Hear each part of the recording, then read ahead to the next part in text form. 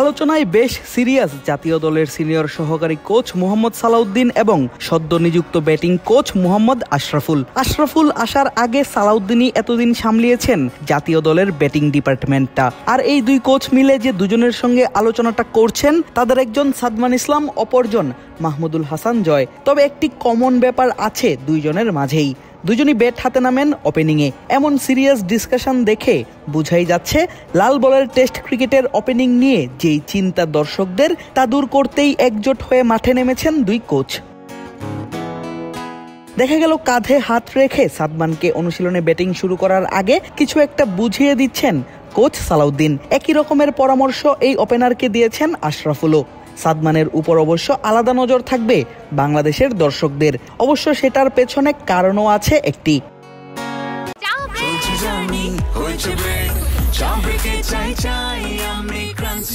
যে কোনো চা ব্রেকে 20 ক্লাব ড্রাই কেক, চায়ের সাথে আয়েশ।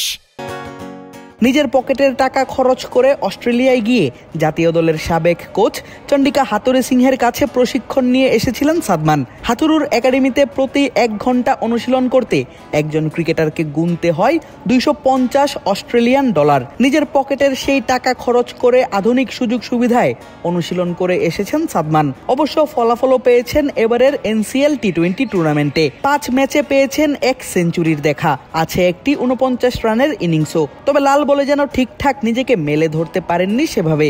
এবার আশরাফুল আর সালাউদ্দিনের টোটকায় সাদমান রান পাবেন লাল বলেও, এমনটা আশা করতেই পারেন দর্শকরা। কম যান না মাহমুদুল হাসান জয়ও। ব্যাট হাতে এই ওপেনার আছেন দুর্দান্ত ছন্দে। সাদা বলের NCL T20-তে যেমন সেঞ্চুরি হাঁকিয়েছেন, তেমনি সেঞ্চুরি হাঁকিয়েছেন লাল বলের NCL-এও।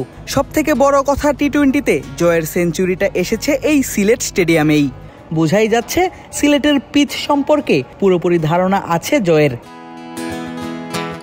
অনুশীলনেও দেখা গেল টাইগার পেসারদের ছোড়া বলগুলোই মোকাবেলা করছেন এই ওপেনার। বোঝাই যাচ্ছে প্রথম ম্যাচের একাদশে জয় আর সাদমানের রাইট লেফট কম্বিনেশন নিয়েই খেলতে নামবেন অধিনায়ক নাজমুল শান্ত।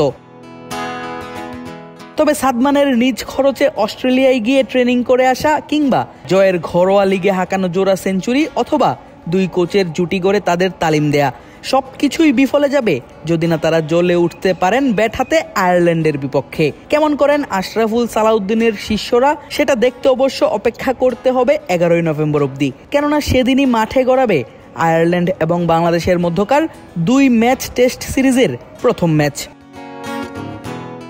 আদেব আশরাফ, ক্রিক ফ্রেন্জি।